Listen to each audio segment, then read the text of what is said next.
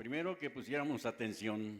¿Cuántos están poniendo atención? 10 personas. Bueno, con estas 10 personas me basta.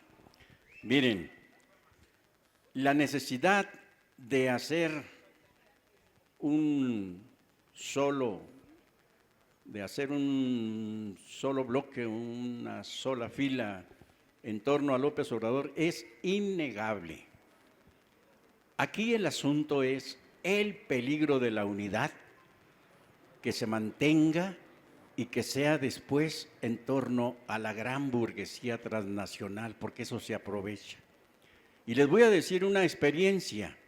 En la Segunda Guerra Mundial, el Partido Comunista, a propósito de aquel lema de la unidad a toda costa, con la presidencia, con el gobierno para oponerse al fascismo, disolvió todas sus células comunistas en las fábricas y en todas partes donde estaba. Las disolvió en aras de la unidad.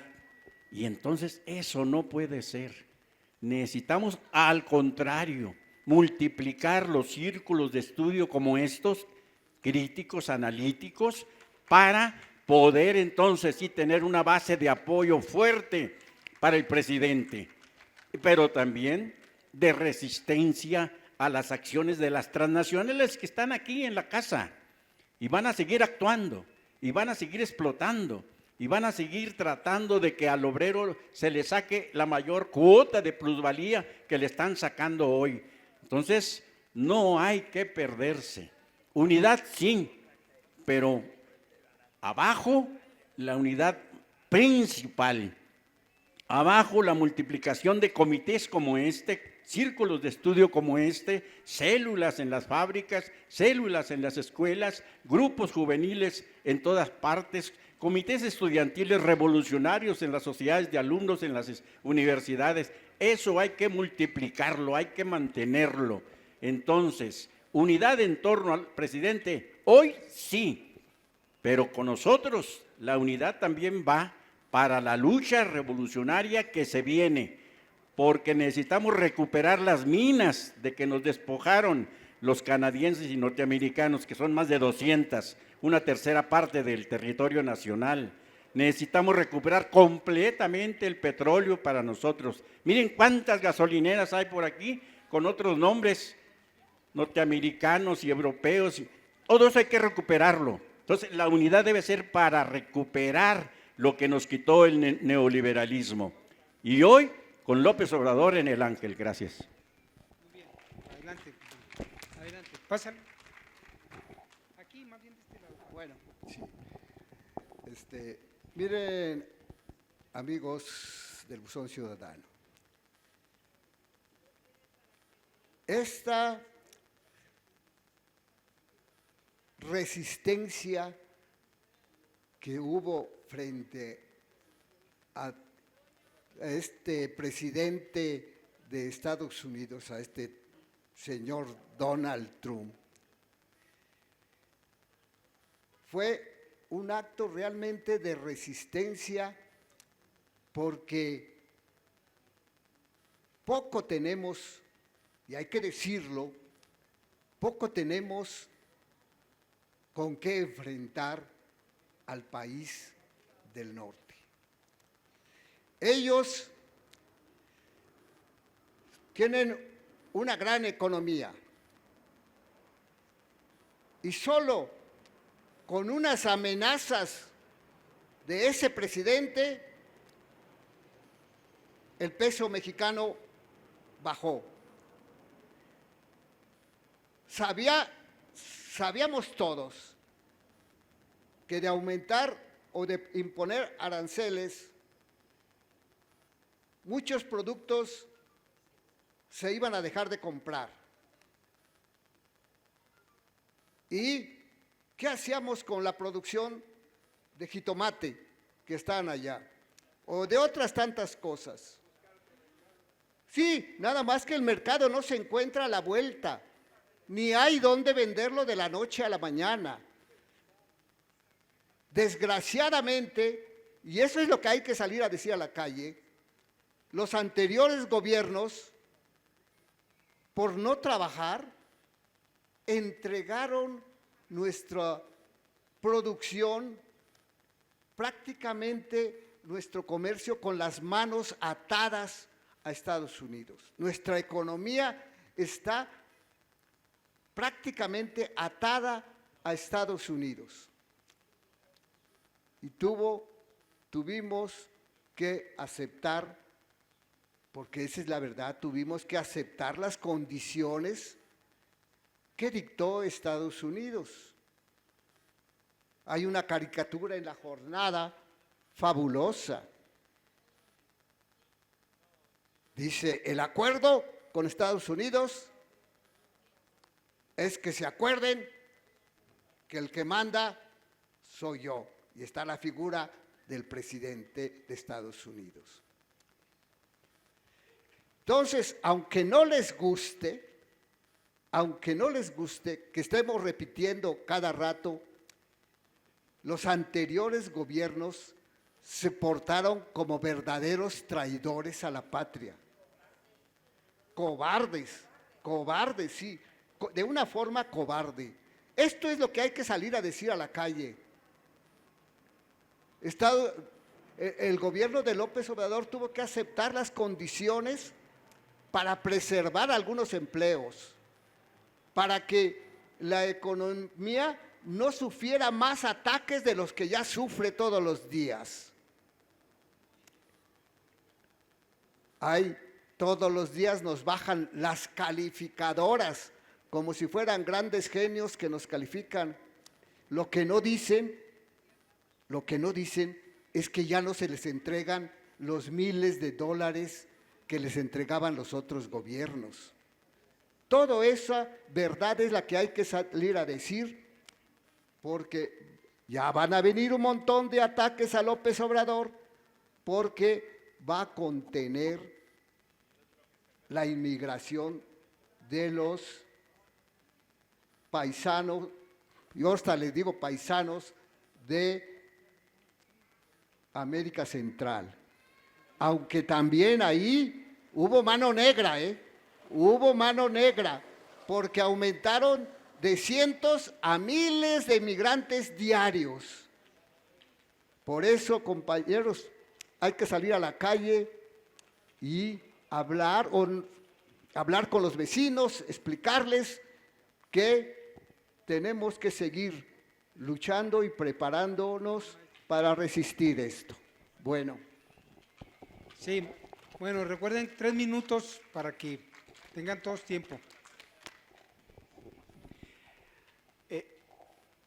Es muy complejo meternos en decisiones de gobierno, porque empezamos a tocar temas que no dominamos y que requerirían puntualizar.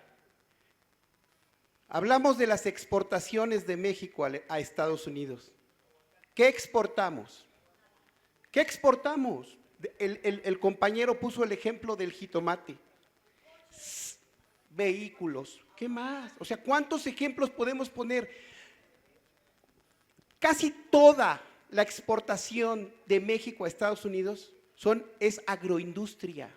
Y si no, vayan a la zona del Bajío de Guanajuato, Salamanca, todo esto, y vean cómo están los campos de brócolis, esas berries, es enorme. Entonces, es muy complejo meternos en ello. Aquí se está marcando la división y lo que aquí debemos recuperar es una dignidad nacional, un enfrentamiento nacional. ¿Qué es que López Obrador se dio? Entonces, ¿qué? ¿Nos le enfrentamos? Vamos a crear la base social que va a respaldar a ese gobierno. A ver, la vamos a ver hoy en el Ángel. A ver, vamos a ver si está la base social preparada. ¿Cómo creen ustedes que Venezuela ha podido enfrentar las amenazas reales del imperio? ¿Cómo creen? El boicot, ¿cómo creen? ¿Cuál creen que es la clave ahí? Las misiones culturales que organizó Chávez. Esa es la clave y es lo que aquí se está haciendo. El buzón ciudadano es un ejemplo de ello. Si el buzón ciudadano existiese por miles en todo el país, el grado de conciencia de toda esa gente sería superior. Porque aquí no es de ideologizar, aquí es de tomar conciencia de la realidad que estamos viviendo y del destino que tenemos teniendo a Estados Unidos como vecino. ¿Qué? ¿Nos vamos a enfrentar con ellos después de que estamos anclados a ese tren? Hay que tener astucia política y el gobierno ahorita la tiene. Ah, no, pero yo pueblo soy radical y yo no quiero y no estoy de acuerdo. Correcto, trabaja abajo, organiza tu grupo y radicalízalo y péguenle al gobierno para que radicalice su posición. Pero ¿cómo el gobierno de Obrador en este caso se va a radicalizar cuando tiene una base social enclenque? Porque fuera de estos grupos, que son una minoría, la mayoría de la población le vale absolutamente un comino. Así de plano. Entonces yo pido que cuando toquemos un punto seamos muy precisos, porque cada punto implica profundizar. Yo les llamo, luchamos por este gobierno y debemos ser críticos, sí, pero este es el gobierno por el que luchamos y no podemos permitir que venga la burocracia política y nos haga a un lado. Vamos a organizarnos. Gracias. Muy bien. Bueno, buenas tardes nuevamente. Yo estoy de acuerdo en la política que está asumiendo tanto la Secretaría de Relaciones Exteriores y el presidente. Y lo que me parece que hay que poner sobre la mesa es justamente todos los asuntos que se están pasando. Ayer mismo la secretaria de Gobernación declaró que curiosamente el presidente de Estados Unidos hace las declaraciones de que va a imponer aranceles a nuestros productos y surge una caravana nuevamente por Guatemala y dice curiosamente. Y entonces también escucho al presidente en la mañana diciendo tenemos que aprender a protegernos, en otras palabras más o menos, y también saber que del otro lado está nuestra gente. Y estas posibilidades son las que me parece que hay que estar permanentemente teniendo en cuenta. Podemos mentar madres, las sabemos mentar, muchos. Los mexicanos nos podemos gastar para eso, pero eso se necesita. En una situación como la que estamos viviendo, no somos un país socialista y aquí muchos compañeros se declaran que no. Somos un país capitalista dependiente y con 30 años de neoliberalismo terrible. Desde estas situaciones no somos Guatemala, no somos Cuba, no somos el cono sur ascendente como fue Argentina, que ahorita está en retemal, o Bolivia actualmente. Somos este pueblo y desde este pueblo apoyamos, o por lo menos yo me declaro apoyando a mi gobierno por el que voté y que está haciendo un trabajo titánico de diplomacia internacional con uno de los países más poderosos, porque ya no es el más poderoso, ya lo está asentando China y lo está asentando Rusia, ¿sí? Y también aprovechemos esta gama y esta ola de aceptación de este gobierno. La BMW dijo, los Estados Unidos, los habitantes de Estados Unidos van a pagar los aranceles de nuestras fábricas en San Luis Potosí, en nuestra armadora en San Luis Potosí. Bueno, no estamos solos y estamos en un país capitalista. Hablamos todavía no somos socialistas. Con esas reglas, ¿cómo buscamos las mejores condiciones para nuestro país? Vamos para allá, todos juntos, y soy muy optimista, la vamos a ganar.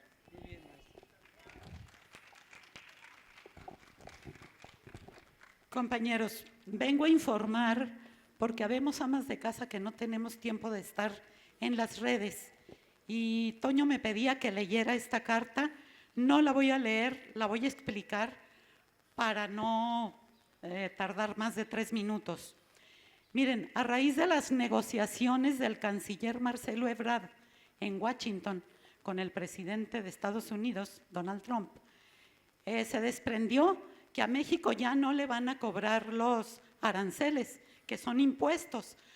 Impuestos que primero iban a ser del 5% y luego los iba a ir aumentando hasta que llegaran al 25%, ¿sí? Por los productos mexicanos que se exportan a Estados Unidos. Entonces, ya no se van a cobrar esos aranceles, pero se tomaron de acuerdo 4 puntos. 1, solidaridad. 2, asilo a los migrantes. 3, desarrollo en Centroamérica. Y 4, un plazo de 90 días. Los voy a explicar así rapidito en qué consiste cada uno. Seguridad. Es que México, que el gobierno federal de México aplique la ley, no contra los migrantes, es contra las bandas criminales de mafiosos como de trata de blancas y cosas de esas. Con eso que se aplique la ley y descubrir quiénes son los que los están financiando, ¿sí? Eso es aplicar la ley. Así se va a frenar un poco que entre mayor número de migrantes. Y el segundo punto es hacer uso de la Guardia Nacional, sobre todo en la frontera sur, en los 11 municipios de la frontera sur, ¿sí? Para que no sea una entrada tan libre, sino que haya una coladera un poquito, ¿no? ¿A qué va? ¿A qué viene? ¿A dónde va? ¿Dónde se va a quedar? Bla, bla, bla. Entonces van a poner ahí a la Guardia Nacional. El punto número 2 es el asilo a migrantes.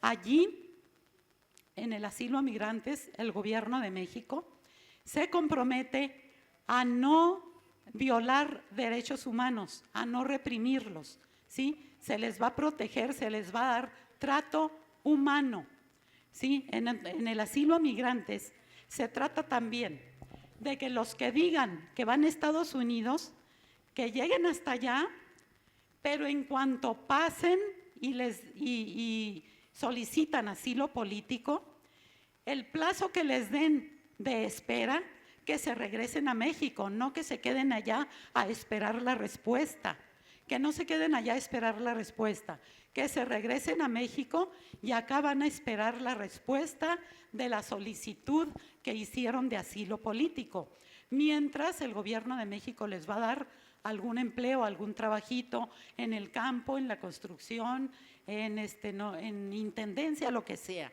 ¿sí? Eso es mientras, o sea, que no se queden allá, que regresen a México inmediatamente. Ahora paso al punto 3, desarrollo en Centroamérica.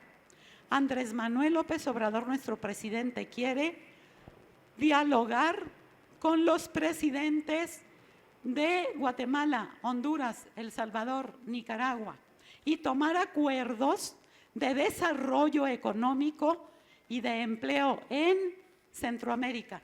Ya me pasé. Fíjense, ya voy a cerrar.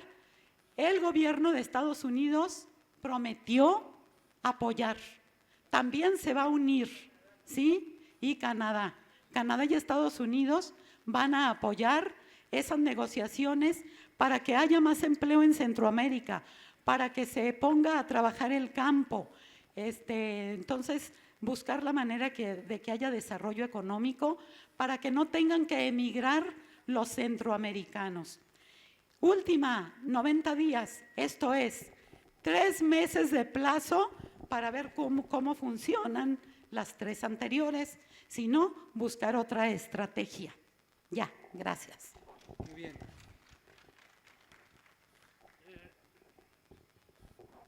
Miren, como mencioné la vez pasada, somos miembros del Seminario Permanente de Estudios Chicanos y de Fronteras. Llevamos 37 años estudiando ambas fronteras, en particular la frontera sur.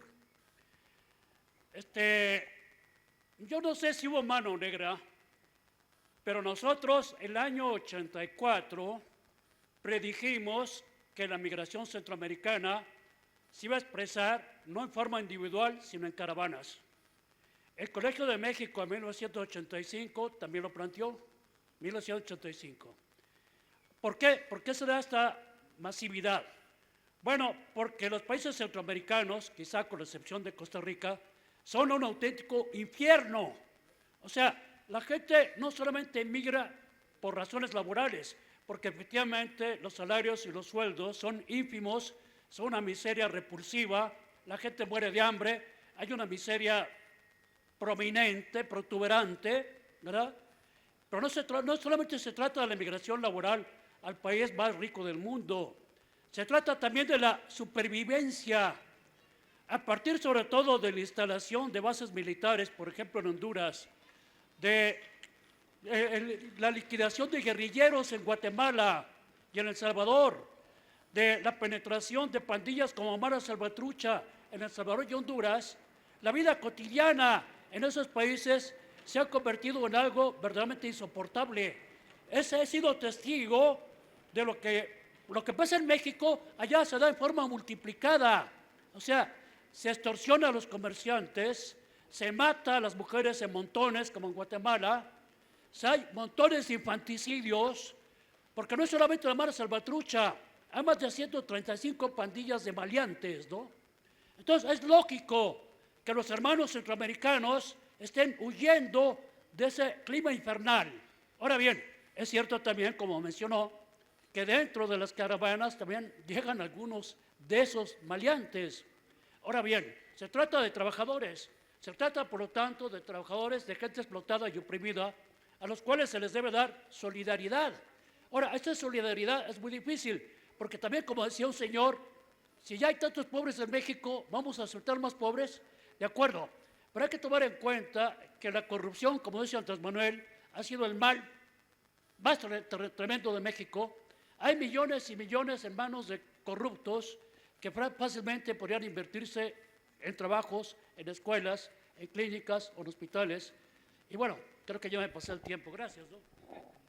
Muy bien, maestro. Muy bien. Yo así muy rápido para que no se queden dormidos. Es algo muy técnico lo de los impuestos y obviamente se le van a echar a López Obrador a aquellos que siempre han estado contra la política que lleva, sea positiva, sea negativa, siempre.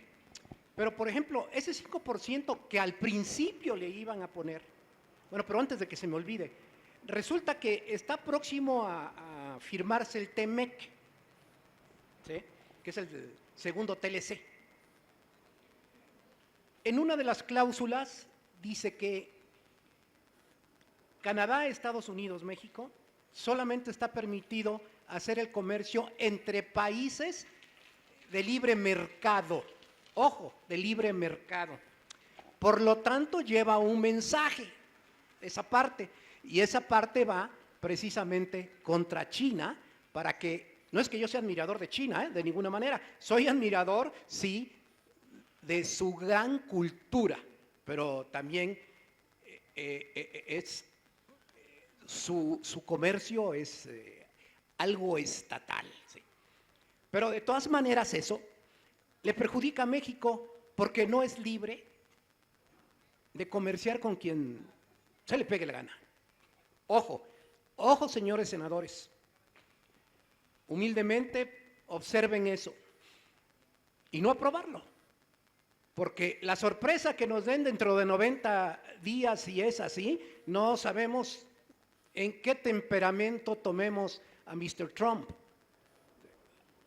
Como dicen ellos, watch out, porque dicen que los molestamos, pero los estamos molestando desde 1836, ¿sí? Y la guerra de 1846 y 48, ay, por favor, otro cuento, no sabemos qué quiere el imperio y qué es el imperio. Entonces, en el Tratado del Pacífico hay otras cláusulas, por ejemplo, ¿sí?, que dice que, supongamos que México tiene una crisis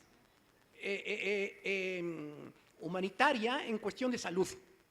Ah, pero si tú perjudicas a esa empresa que te está vendiendo la medicina, tu país tienes que pagarle, ¿sí?, las utilidades presentes o futuras a esa empresa si se siente que la perjudicaste. Por eso digo, es complejo. Y lo que sí hay que hacer es apoyar la dignidad de los mexicanos.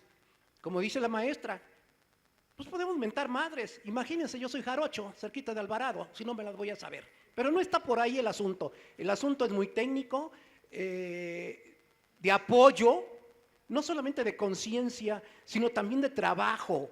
¿Sí? De trabajo. No queremos que nos regalen nada, sino los jóvenes quieren oportunidades, porque ahí está la raíz de todo. Son las oportunidades que debemos de propiciar a la juventud. Muchas gracias, pero ahí la dejamos nada más para la próxima conferencia.